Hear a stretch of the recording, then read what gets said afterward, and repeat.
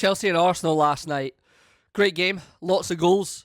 That kind of later second goal from Garnacho keeps Chelsea in the tie. Huge moment for them. Arsenal again, Gyökeres gets a little goal in there. It's the easiest goal he's going to score, but that's what he's been brought in to do. He's been brought in to get those types of goals. And I just really wanted to talk about Chelsea quickly and Rosenior. I watched a lot of stuff on him yesterday. I watched a lot of his interviews. I watched a lot of YouTube videos just with regards to like how his Strasbourg team played. And yeah, it's that kind of classic, this era of football, team knocking it around one-touch stuff. It looks really good, playing out from the back, all of that type of stuff.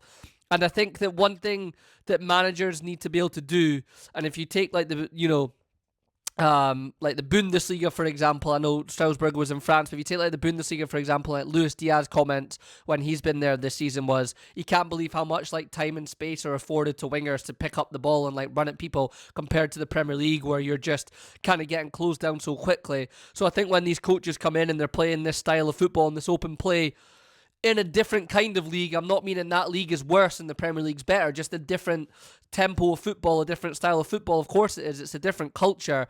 I think they can come and they can feel that they can do the same thing, and very quickly they need to learn and adapt to the fact that the league is stronger, it's faster, it's a lot of games, it's going and going and going when you're in the Cups and the Champions League, for a team like Chelsea.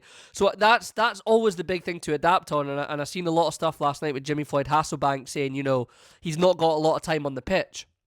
And I think when you're an elite manager at these elite clubs, the clubs that are in the Champions League and all these competitions and are expected to do well and go far in them, the reality of the fact is these days you don't have time on the training pitch, and you have to be able to get your ideas and the way that you want to play across in meetings, talking to people. It can't just be training on the pitch. And I think sometimes these guys, as crazy and as obvious as it must be, right?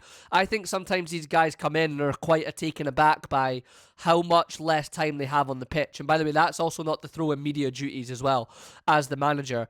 I really do think they get thrown away by that. So he's going to have to work out how he can be the coach that he has been, right, to get him to this point, and now adapt and evolve into a coach that can manage an elite team, an elite club. And we always say that takes a little bit of time, and of course it does, but you're not afforded time. So he's going to have to try and balance out getting wins in there with learning that.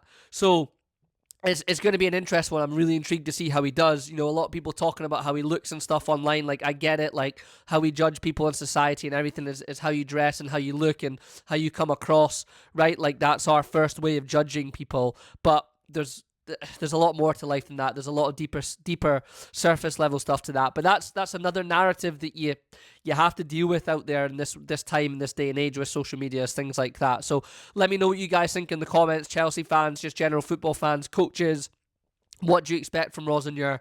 How do you think he's going to do? And is he going to be able to adapt to all of these things that I just mentioned there? So if you like the video, please like and subscribe to the channel. Hope you have a good one.